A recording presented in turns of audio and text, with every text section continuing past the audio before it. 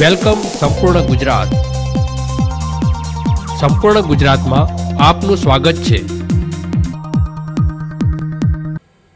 નીરજ અપહરણ અને હત્યા કેસની હજી શાહી પણ ચુકાઈ નથી ત્યારે ધાનેરામાં વધુ એક યુવકના પિતા પર ફોન આવે છે અને રૂપિયા 20 લાખની ખંડણીની માંગણી કરવામાં આવે છે.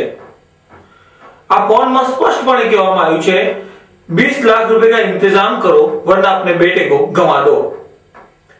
તારાચંદભાઈ મહેશ્વરી પર આવેલા ફોનથી તારાચંદભાઈ ખૂબ જ હેબતાઈ ગયા અને તેઓ તાબડતોબ ધાનેરા પોલીસ મથકે પહોંચી ગયા.